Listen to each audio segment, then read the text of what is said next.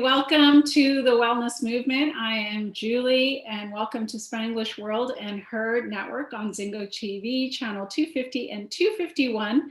Remember to download the Zingo TV app on your app store. You can leave a review. The app is free. Zingo TV is also available on Google Chromecast, Amazon Fire and Fire Sticks, Roku and Roku Sticks on all smart TVs from 2016 forward. So I have a very special guest today, Dr. Alan Goldhamer. He is the founder of the True North Health Center, a state-of-the-art facility that provides medical and chiropractic services, psychotherapy and counseling, as well as massage and bodywork. He is the director of the center's groundbreaking residential health education program. Articulate, inspiring, and energetic, Dr. Goldhamer is one of the most pioneering and dedicated visionaries in health today. An outspoken professional who doesn't shy away from spirited debate, he is deeply committed to helping people stuck in self-destructive cycles reclaim their ability to change their lives. Dr. Goldhamer has supervised the fasts of thousands of patients. Under his guidance, the center has become one of the premier training facilities for doctors wishing to gain certification in the supervision of therapeutic fasting. Dr. Goldhamer was the principal investigator in 2 landmark studies, the first medically supervised water-only fasting in the treatment of hypertension, appeared in the June 2001 issue of the Journal of Manipulative and Physiotherapeutics. Anyway, currently Dr. Goldhamer is directing a team that is developing a prospective study incorporating random assignment and long-term follow-up on the cost and the clinical outcomes in the treatment of diabetes and high blood pressure with fasting and a health-promoting diet. After completing his chiropractic education at Western States Chiropractic College in Portland, Oregon, Dr. Goldhamer traveled to Australia, where he became licensed as an osteopathic physician. He is the author of the Health Promoting Cookbook, co-author of The Pleasure Trap, Mastering the Hidden Force That Undermines Health and Happiness. Whew. That's a mouthful. I need a break. So welcome, thank you. I was thinking this morning, I really miss the simplicity of True North Health Center. Yeah, it's one of the great advantages of True North. It is very simple. Yes. So thank you for being on the show. And obviously you have a large body of work. But I wanted to go back because you advocate for a particular type of diet after fasting, and I would say probably True North Health Center is the top center in North America in terms of water-only fasting. But what inspired this back in the day? Well, I was fortunate enough to come across a book when I was just a kid by Herbert Shelton. And in that book, he talked about that natural hygiene was the science of health, and that health was the result of healthful living. And so that it came from eating well and exercising and getting enough rest. And he also talked about fasting. Mm-hmm. And so I became very interested in that as a concept. And it made a lot of sense, a lot more sense than the conventional pill, potion, powder type of approach to ill health. And so I had decided actually early on that that's what I wanted to do, is I wanted to investigate helping people get healthy through healthful living. Mm-hmm. And so that initially took me to chiropractic college and eventually to osteopathic college in Australia, where Dr. Alec Burton, the guy that I trained with, was the world's most experienced person in using long-term water fasting in people that were trying to recover their health.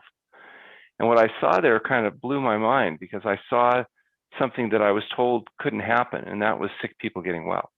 Mm-hmm. Under conventional care, if you have high blood pressure or diabetes, you're told you'll be on medications for the rest of your life because you'll never get well. You'll be sick forever. And yet I routinely saw people getting well.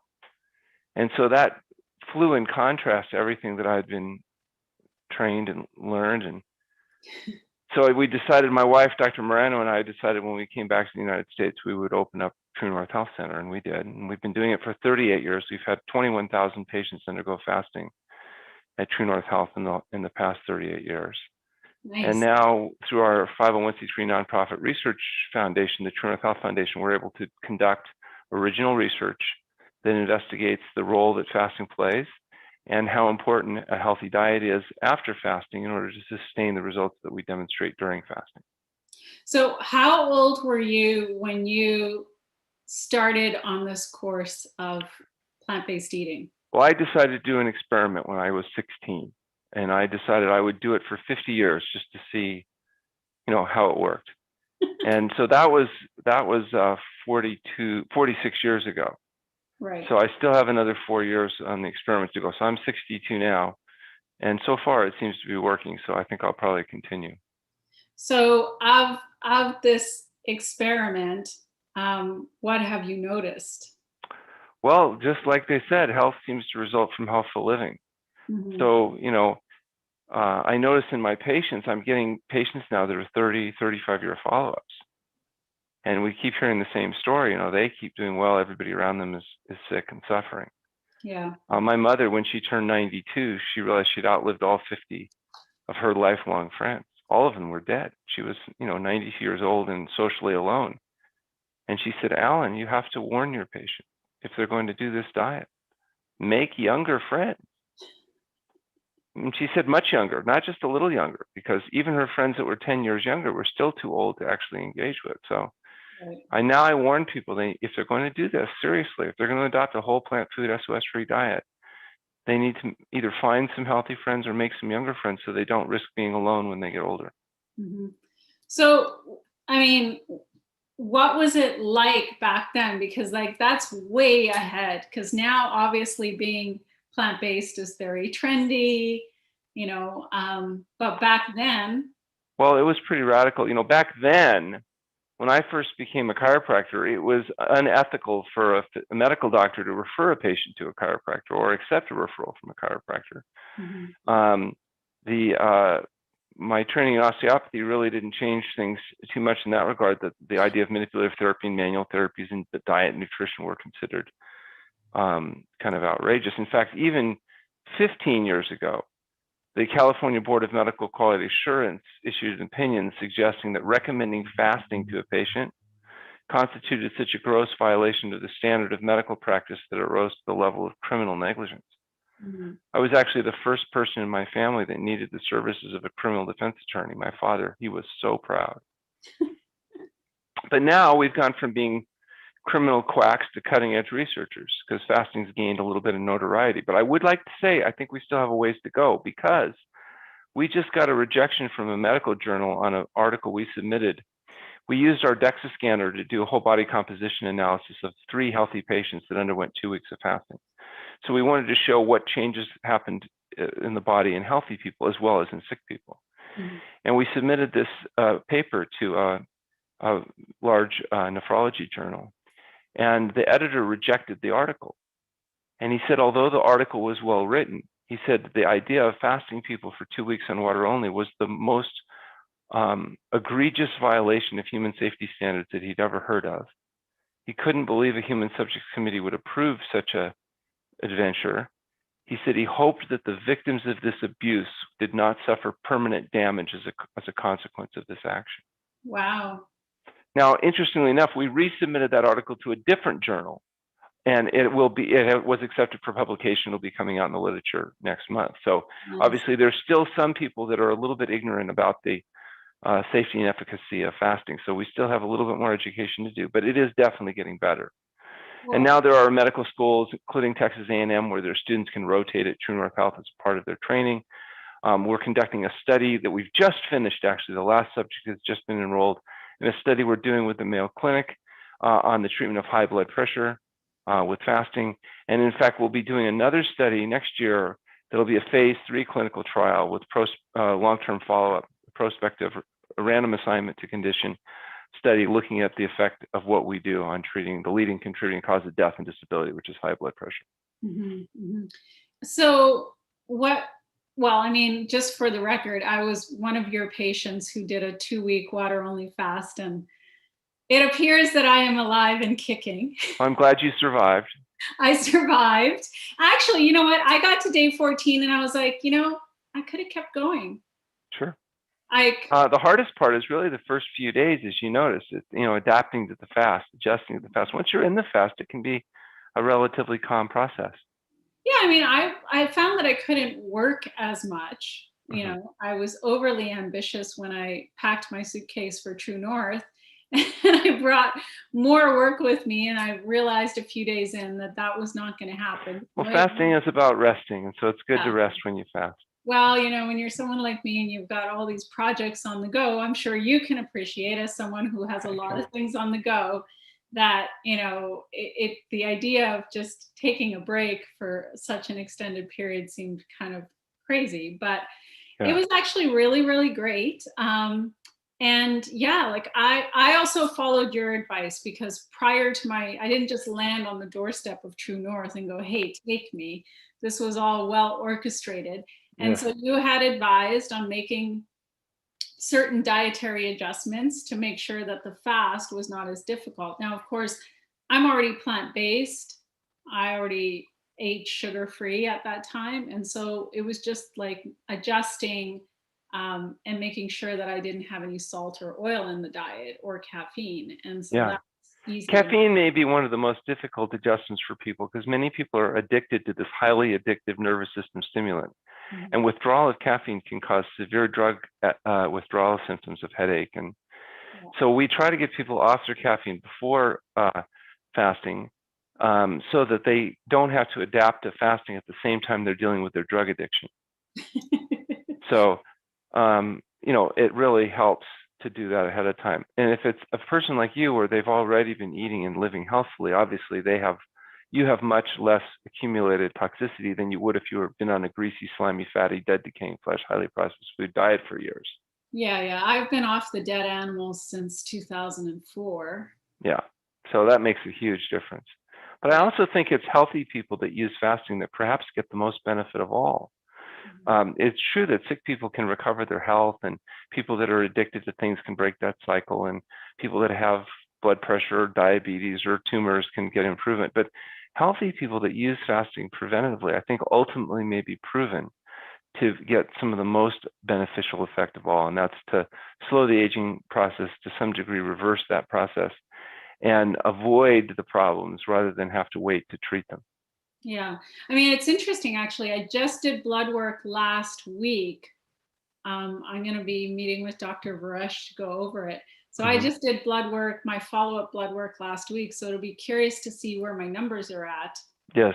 Since I completed my fast, it was like late April, I completed my fast and then did my refeed. And maybe it was like, I can't remember the date. I'll have to look at my calendar. But yeah, so it'll be interesting to see what the post-fasting numbers are like, and how things continue on. And I was like trying to imagine maybe a fast at True North should be like a yearly ritual. Well, just as long as you stay on a health promoting diet and lifestyle in between fasting, that would be a really good idea. And that's what I do, and that's what a lot of the staff do. We take a time out once a year to just get a rest, give the body a chance to reboot. And in healthy people, you don't have to do necessarily very long fasts to get a big benefit. Right. Sometimes we do very long fasts because it takes a long fast to get a person to the point where healthy eating will allow them to continue to get well. But if you're already well, sometimes it doesn't take that long a fast to get a good impact. Right. So what would you say, like when you started True North almost 40 years ago? Yes. That's most of the time that I've been alive. What was that? What was True? So there was another True North before this True North, right? Well, it's always been the same operation. It's just we were in a different location. Yeah. We were in a smaller 2 acres in the country. We had 22 beds. It was a smaller facility, and we had a smaller staff. Now we have 68 patient rooms. We have 70 people on staff.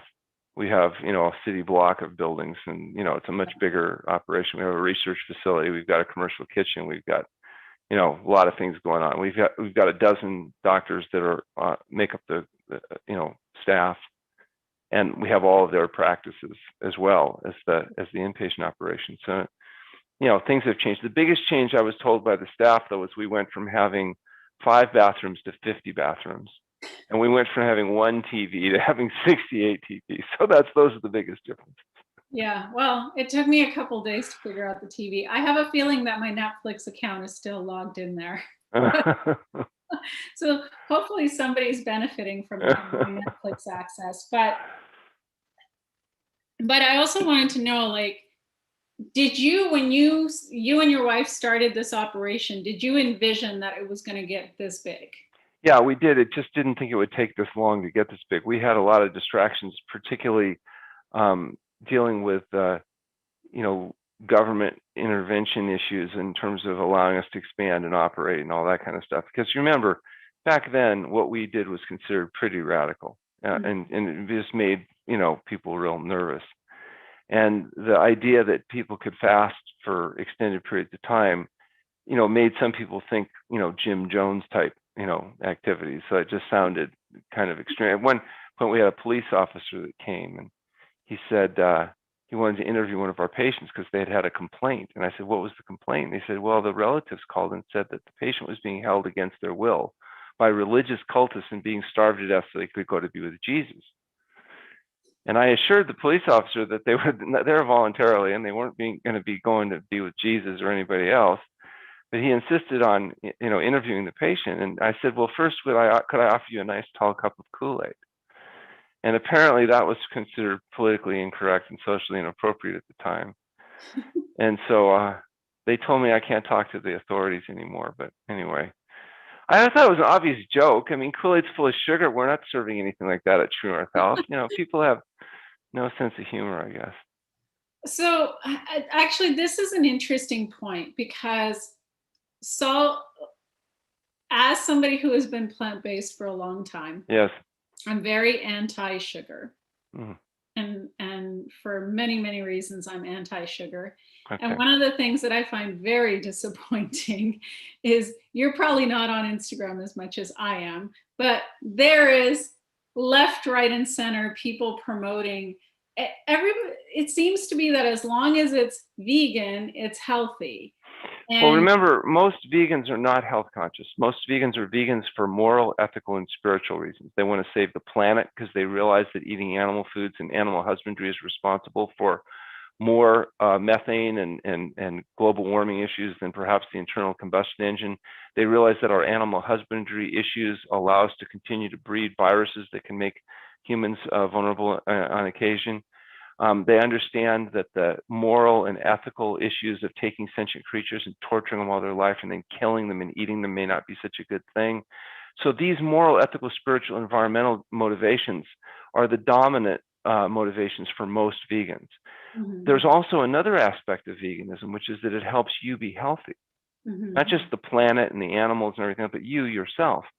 But that's not the dominant motivating factor. So when you say to a vegan, yes, let's not eat animal foods, but let's also get rid of the chemicals added to food that make you fat, sick, and miserable, like salt, oil, and sugar. So you need not only a vegan diet, but an SOS-free diet. SOS, of course, is the international symbol of danger, but it also stands for the chemicals added to food: salt, oil, and sugar. You don't need sugar in your diet. You get all the carbohydrates you need from whole plant foods. You do not need oil in your diet. You get all the essential fatty acids you need from whole plant foods. And you don't need to add salt to the diet because you get all the essential sodium that you need from whole plant foods. So there's no reason to be adding highly fractionated food byproducts to our food. Now, some people agree sugar is not good because it disrupts the microbiome in the gut. It causes your blood sugar levels to go up and your insulin to go up, and then it drives your sugars down, and then you get cravings and binging, and you overeat, and you can't sleep, and you have all kinds of problems. Some people recognize that oil is not good to eat because it makes you fat, and it causes cardiovascular disease, and it contributes to dysbiosis and other problems. The salt is probably the toughest thing. That's the thing we've been advocating that's been most reluctant and resistant from people. So they'll say, okay, we gave up the animal food, we'll give up the salt and the oil, but don't take away the salt, for goodness sake. And, sodium is an essential nutrient, but it turns out you get all you need from an abundance of plant-based foods. And adding salt is a problem because it contributes significantly to things like obesity. And you might say, well, how does salt make you fat when there's no calories in salt? And the reason is it stimulates what's called passive overeating. So if you eat till you feel naturally satiated of something, say rice, you eat a certain amount. You salt up the rice, you will eat more before you feel satisfied. Now people say, yeah, because it tastes better. Well, then what do you think tasting better actually means? It means your brain is squirting out more dopamine, the neurochemical associated with pleasure. And so, yes, it will stimulate more dopamine production. It's a drug-like effect. And you will eat more before your brain tells you that you've had enough. And therefore, you will contribute to obesity. And so we don't want to add salt to our food. We don't want to add oil or sugar to our food. We just want to eat a whole plant food diet. So fruits, vegetables, grains, legumes, nuts, and seeds, raw or cooked, and leave out the greasy, fatty, processed meat, fish, fowl, eggs, dairy products, oil, salt, and sugar. And if you do that, you'll get the quantity and quality of nutrients you need. You'll rebuild health. You'll lose the weight. And, you combine that with occasional fasting and you can have a happy, healthy life.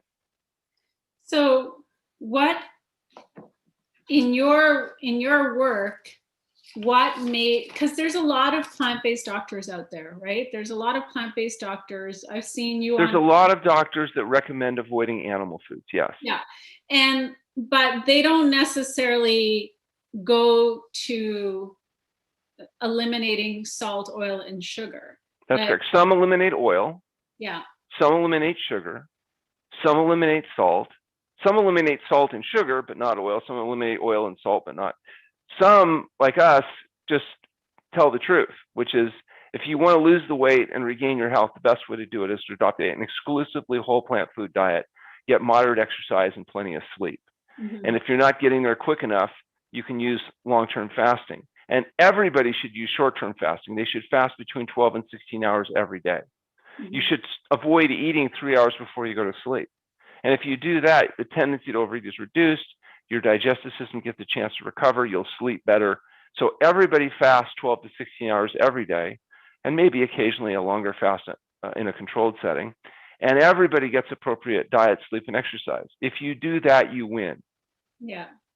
I would have to say, like, what helped me prior to going to True North is, I think my other half, my fiance, heard our conversation on the phone, and it inspired him to watch all the videos he could find of you on YouTube. Mm-hmm. And then he's like, I'm going to do a water fast. I'm like, okay, but I'm not joining you because I'm going to True North. Like, why would I go to True North and fast with you? I'm not doing it.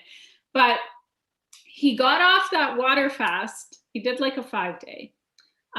He got off that water fast, and he was actually inspired to kick the salt, oil, and the sugar, which made my life so much easier because I'm sure you've heard this from your patients, is that it's great that they go to True North, but it's what happens when they go back to quote unquote real life and they're dealing with spouses and kids. I have to tell you, I tell a lot of guys that call me with their problems, I say, most important thing is, send us your wife, because we know who does all the work. It's like, and so my compliance with males is much higher if their wife's on board because, they do our work for us. Right. It's a big problem adopting a health promoting diet in a world designed to make you fat, sick, and miserable. The world's designed to give you what you want, not what you need. That's how people make money, selling you what you want. What you need is how to get healthy. What you want is how to indulge in the short-term pleasure-seeking, self-indulgent behaviors of the pleasure trap. Right. So we teach people how to escape the pleasure trap and create an environment for them to do that. They still have to go home and make the changes, and it is difficult. It's probably the most difficult thing people ever do in their life. Mm-hmm. But they don't come back and say, I did all that work and it wasn't worth it. Right. They say it was the best thing they ever did. It is a lot of work. We live in a world that's not health promoting, but I would say it's better now than it was when we started 40 years ago. At least if you want to eat healthy and want to live healthily, you can do it. And you will get resistance, but it's not overwhelming resistance like it might have been in the past. I mean, I had problems with patients 40 years ago where if they would go on a vegan diet, child services would get involved. Wow. Because they weren't feeding their little children diabetes-inducing cow pus and stuff. So it's definitely better than it was, the world is moving in the right direction, but it moves a lot slower than many of us would probably like it to. Well, I mean, I think when heart disease is the number one killer on the planet, and like an epidemic that nobody really talks about, somehow that doesn't concern any major government in the world. It is moving way, way slowly for all the people who are losing loved ones to a mostly preventable disease. Well, and also, I mean, even now with COVID-19 and the mortality rate associated with it, they forget to mention in many of the public service announcements, one of the big risk factors for dying from COVID is metabolic syndrome. Mm-hmm.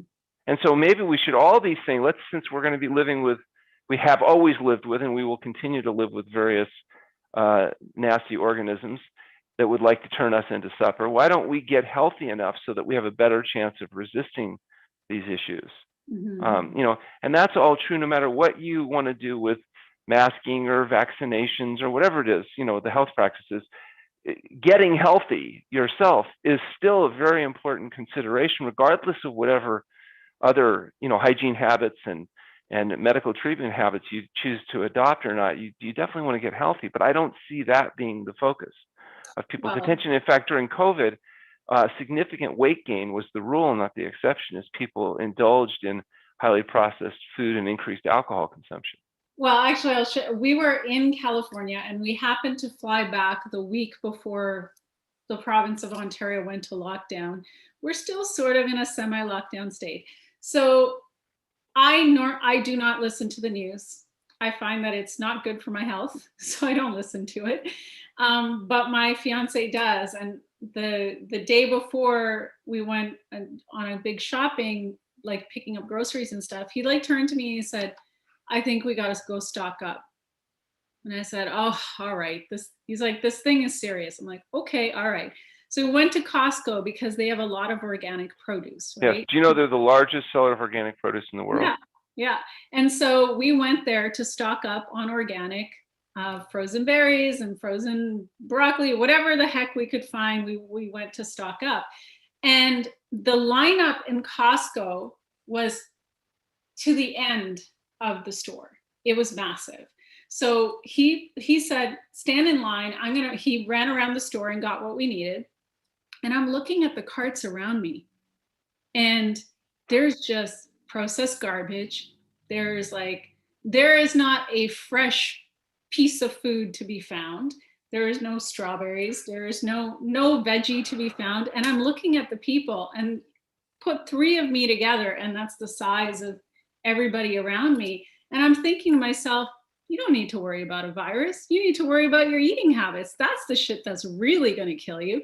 And it took everything in me, because I have to remind myself when I go to the grocery store, I am a civilian. I am not a nutritionist when I go to the grocery store. I'm just a civilian. I have to keep my mouth shut.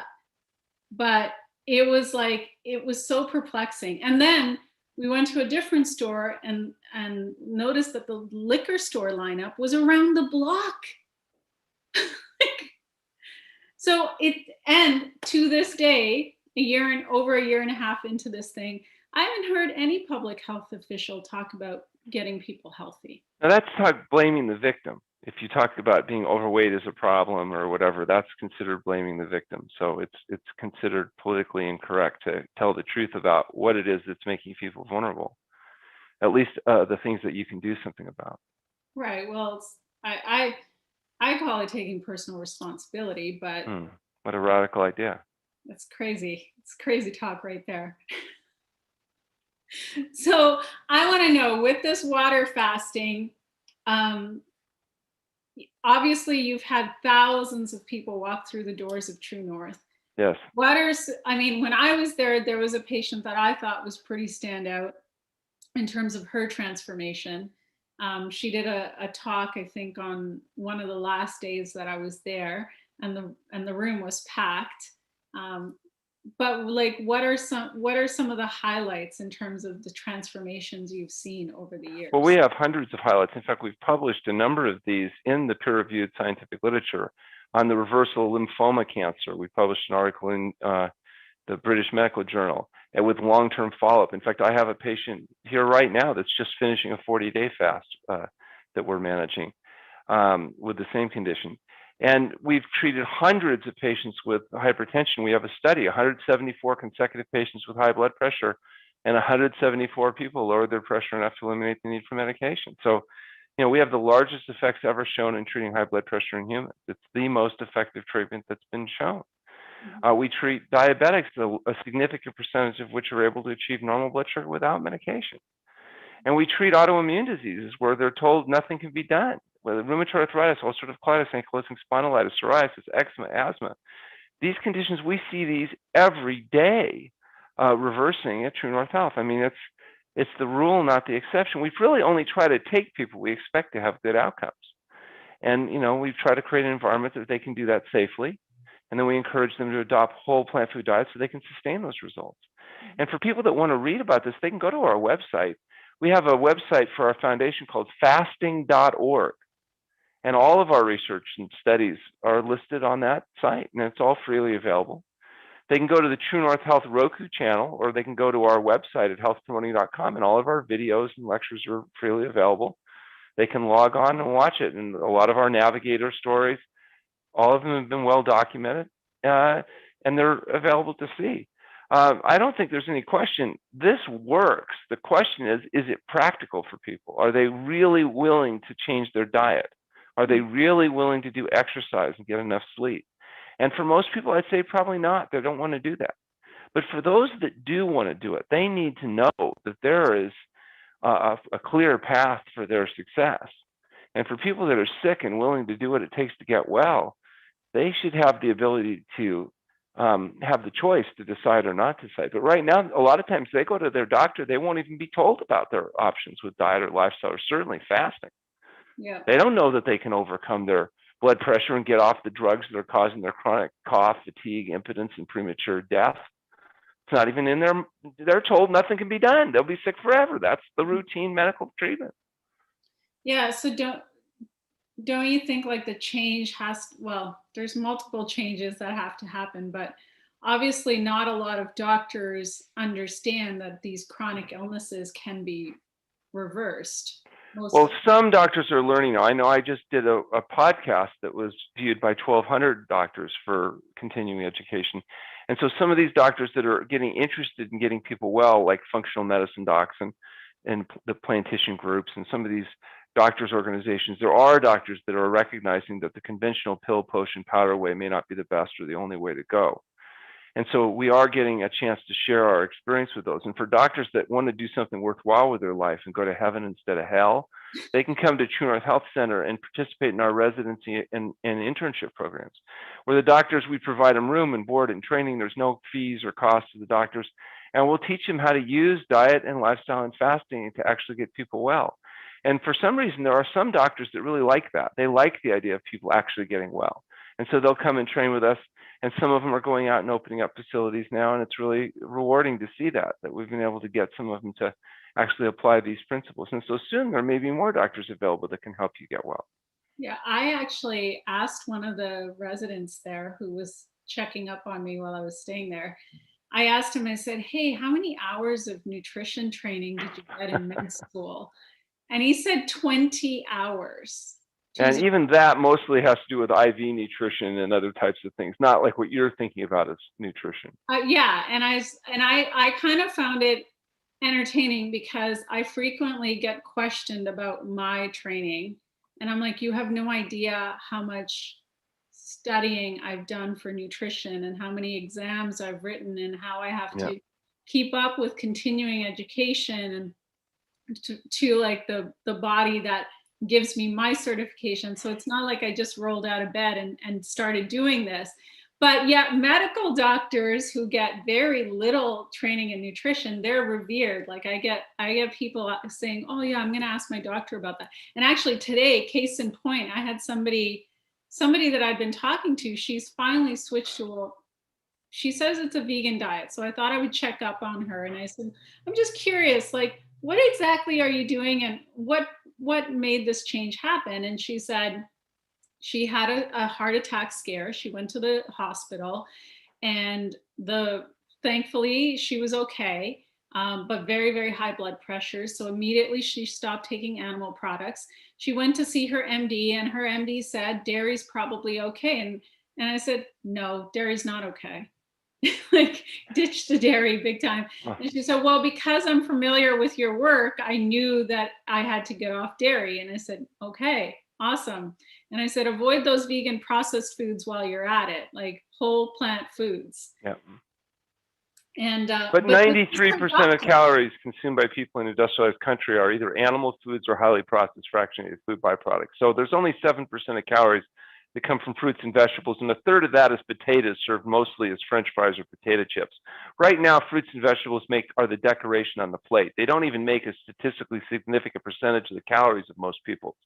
So you're asking people to basically identify all the food they eat and throw it out, and then go get some whole food, which they don't even know the names of. You ask kids the difference between cauliflower and broccoli or whatever, they can't even recognize them. They've never seen whole natural foods. They don't know how to use them.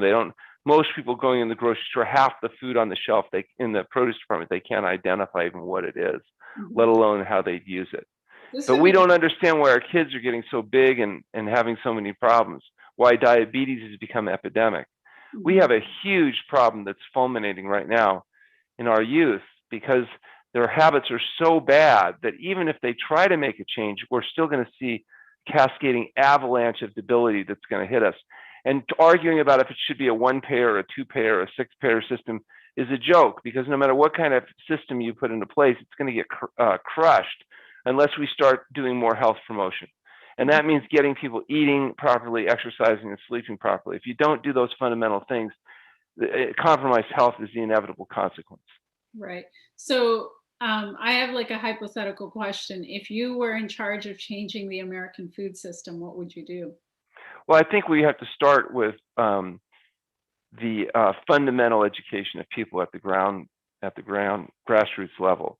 So, you've got to teach that health results from healthful living, and that healthful living includes diet, and that a diet is a whole plant food, SOS-free diet. And I would stop incentivizing companies to continue to promote highly fractionated processed foods. We subsidize directly and indirectly a lot of these highly processed foods and food companies, and essentially penalize people that are actually trying to market and promote whole foods. So just try to create a level playing field.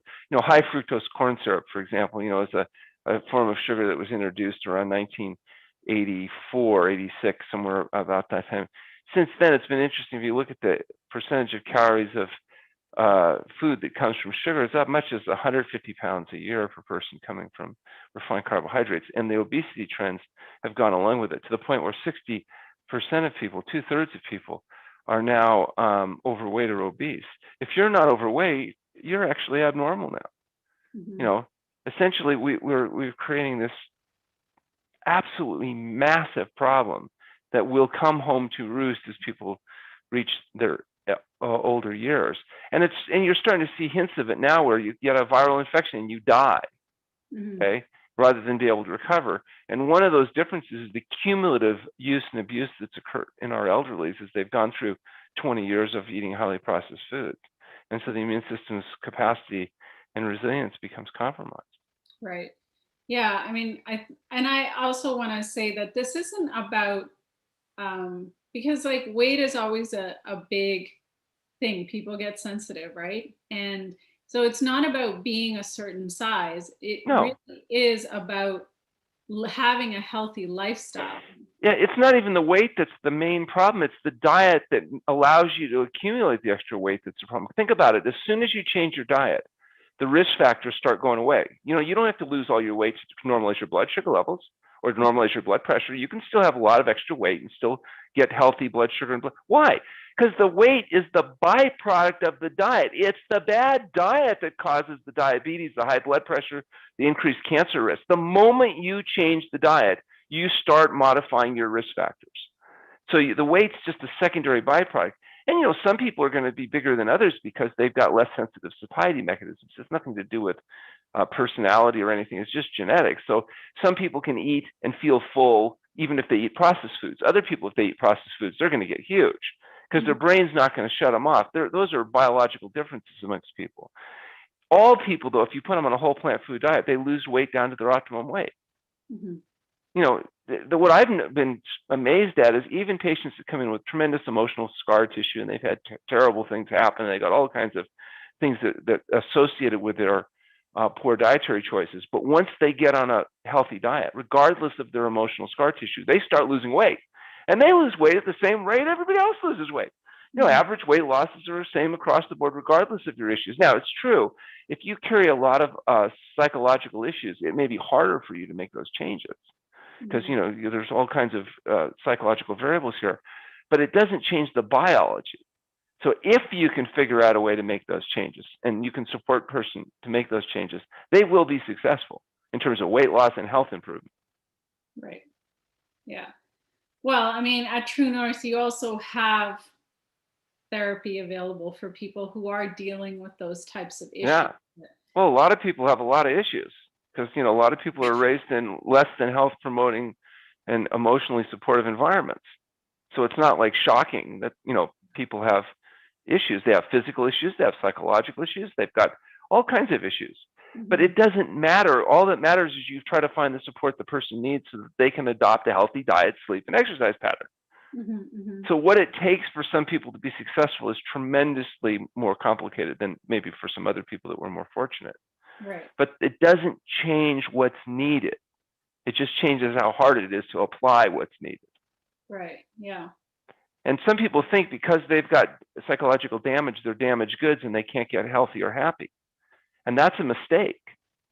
People can recover their health and they can achieve a balance that's much more positive, but they may have to work harder at it. And that's unfortunate, but that's the way it is. Well, it's also possible to work through some of those traumas and issues. And I would say probably most people have had less than ideal childhoods and they've had things happen in their life. And this is just a part of evolving and growing, like growing past those issues so that I mean, to me, what I tell people all the time is the most caring and loving thing you can do for yourself is to treat yourself well. And that means food that not only tastes good, but is actually healthy. Because food that tastes good in the moment, but is going to make you sick in the long run, like, how is that really caring about yourself? Well, especially if it's a drug-like effect because you've got salt, oil, or sugar added. It's just like people snort cocaine or drink alcohol, and they feel better temporarily as the dopamine is stimulated. But in the long run, they're not getting happy, and they're not getting healthy. So you have to think long-term. I'm going to be making some short-term compromises so that I can have long-term health. But that also means people have to understand that what healthy living means. A lot of people don't understand what a health promoting diet is. They think they need to go on some high fat, high protein. That's the answer to their thing. And what works short term isn't necessarily the same thing that works long term. So in our clinic, our focus is on people that are looking at long term health, not necessarily the quickest or fastest way to get the immediate result, but a pattern that's sustainable. So you can go on a high fat, high protein diets and lose weight short term, but in the long run, you may compromise your health. You can also lose weight on a whole plant food SOS-free diet. It may be more difficult, but in the long run, you can sustain those habits. And we're proving that. We're getting 30, 35-year follow-ups on patients. And we're showing what happens to people that used to be sick, not only recover their health, but maintain their health, adopting these whole plant food SOS-free diets. And our research is designed to objectify those changes, publish that, and provide the kind of support that's needed to help convince physicians as well as the public that there's a better way to get healthy. What would you say has been, I guess, I'm kind of surprised because I think with the results that you've had, I would think that there would be more people that would be getting on board, especially in the health space, in the medical space. Well, what do you think the resistance has been? Well, I think that the one resistance is people are addicts. And so, if you're an addict, you don't like to have to give up your smoking, drinking, meat eating, whatever. And so, and if you're a physician and you've never had any training in it, you don't really know anything about it, and you're an addict, what are the odds that you're going to somehow have an epiphany experience and get well? Where a lot of the physicians that we see that are actually doing this work, it's because they personally got sick, came in, got well, and now they're, out there telling the truth. So, it's their own personal experience. And most doctors never get the opportunity to see anybody get well. So, I mean, that's the most common comment of residents at True North. Wow, I never saw a person with high blood pressure get well before. Wow, I never had a diabetic actually get well. They've never seen it before. They've never seen anybody with lymphoma where the tumors went away. But gee, what a novel idea. What a great experience. And some of them get motivated to adopt it in their practice. The problem is the system is set up to reward doctors for doing procedure-oriented medicine, a high volume of patients, 26 patient contacts a day, 40 touches, and that's how they make their living. And this requires more time. You have to support people. You have to educate them. It's a different kind of a practice, which is why a lot of the doctors at True North Health like it, because they're spending a lot of time with a few people rather than a tiny little bit of time with a whole bunch of people. And they're working with people that are highly motivated and willing to do these things. Whereas in regular practice, a lot of times they just want a prescription. They just want a pill. They don't want to take the time. They certainly don't want to hear that you have to quit smoking, quit drinking, adopt a plant-based diet, get exercise, go to bed on time, give up their short-term pleasure-seeking, self-indulgent behaviors, and get rid of their addictions. Yeah. That doesn't sound very attractive.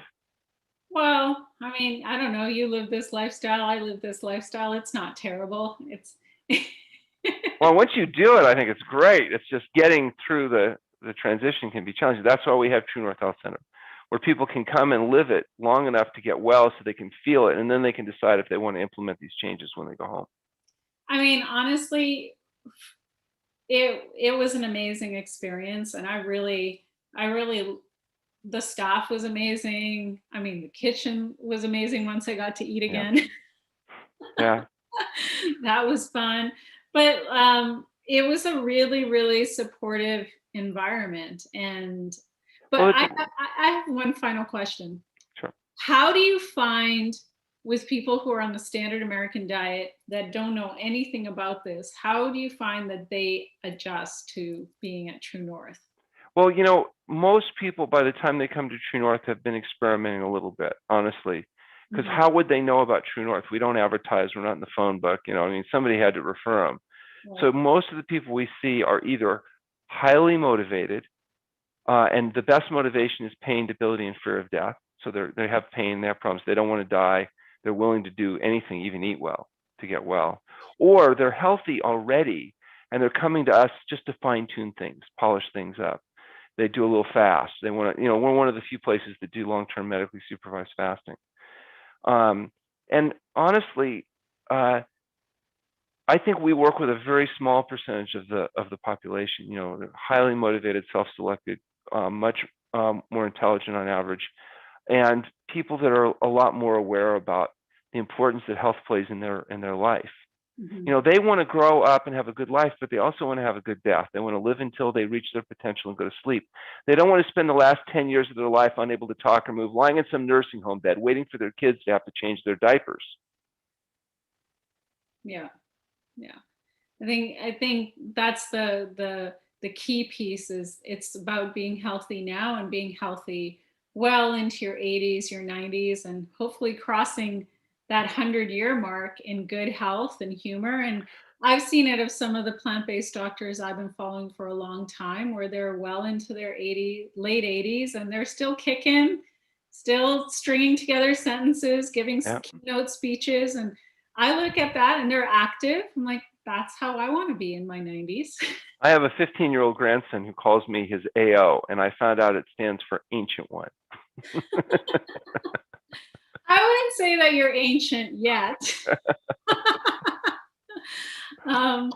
Anyway, this has been amazing. I love True North Health Center, and anyone who is wanting to learn more, please go to itsfasting.org, right? Yeah, they can go to healthpromoting.com, complete the registration forms, and then we offer a free phone conversation if they want to talk to me about their specific habits. We'll be happy to do that. It doesn't cost them anything, but they need to go to healthpromoting.com and complete those registration forms so I can review their medical history. Awesome. Thank you. So this show can be heard on Spanglish Radio Network. Her network is part of Spanglish World Media. Check out spanglishworld.ca for all news and programming. Spanglish World, watch it, hear it, read it, download it, and live it. Thank you so much, Dr. Goldhamer. It has been an amazing honor. My pleasure. Thank you. Okay.